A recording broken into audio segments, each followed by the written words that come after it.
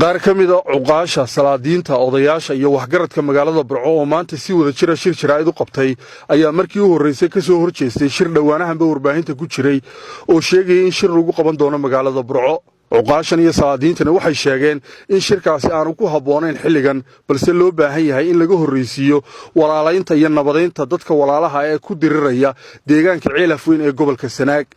cuqaashi iyo salaadiintii shirka jiraa'id ka hadlayna waxaa hadalladoodii ka mid ahaa halkan waxa weeye gurigii guurtida beelaha garxajis ee bari waxaanu isugu nimi inaanu ka bixinno aragti iyo talo iyo odhaahba aanu wax ka nidhaahno arrinkaa runtii imika muddada soconayay waxaanu leenahay shirku dhib ma aha in la shiro wax uqdadoo aanu ka qabno shirka Burco jeclay shirkeedana ma jirto waxaanu leenahay arrinkaa ha isu taagto oo barnaamijka aynu maanta ka wada hadalnaa ama la isugu yimaada ha noqoto nabadgeliyo laba ninaan kala bogsanin gogol kuma wada fadhiistaan gogol la isuguma iman karaan waxaanu codsanaynaa annagaan shirka diidayn annagaan shirka ceebaynaynin waxaanu ku talinaynaa oo boqorka waliba ugu baaqaynaa inuu soo afgooyo in wixii lagu taloobi lahaa la isugu iman lahaa ay boqorka ka muuqdaan oo cuqaashiisa ka muuqdaan oo beeshiisa ka muuqdaan waxaana dhex yaalla habar jeceliya habar yuunis waa dagaalka Ceelaf Weyn ka socda taasoo aan la soo afgooyin waxay ka shirayaan maanu garan raga ku dhawaaqaya hadday sulaadiin yihiin iyo hadday boqorriin iyo hadday siyaasiin yihiin mid walba waxaanu leenahay waa qalad kaasa leeynooga baahan yahay inaynu soo afgoyno inaan arrinka Ceelaf Weyn wax ka qabataan baa la doonaya Ceelaf Weyn sheexyada dhan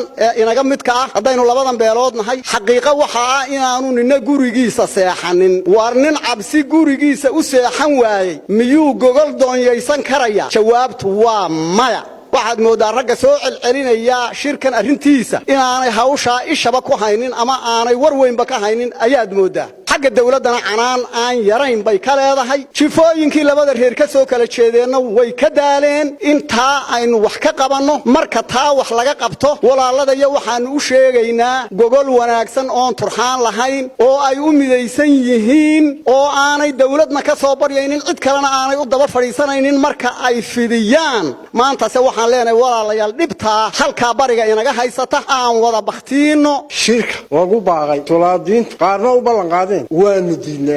annagu waanu diid war dil baa socda ninku habeenkii aanu gurigiisa seexanayn oo saacadii walba waxbad iska eegayo war taa marka meel lagu tiiriyaa baa la shiri karaa maanaan diidin shir ma diidan waxaanu leenahay nabad baa ka horeysa haddaanu nabad haysanin nimaan nabad haysanin shir kama soo qayb galayo waxaanu leenahay horta kaa wax ka qabta nabad ka sameeya heshiiya marka la heshiisiyo markaasaa nabadu imanaysa gogashuna imanaysa boqor buurmadow waxaan leenahay boqor adiga waxaa laga rabaa nabadda Ceelaf Weyn inaad ka hadasho oo waxa weeye aad nabadda Ceelaf Weyn adiga boqorkeedii ah adigay kugu xidhan tahay waa Bashiir Xaaji Ibraahin Home Cable TV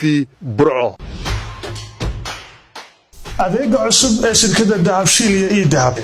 haddaba macmiil adeegan cusub ee casriga ah waxa uu ku sahlayaa in adigoo jooga gurigaaga hoose goobtaada shaqo aad lacag ugu xawishid asxaabtaada iyo ehelkaaga jooga daafaha dunida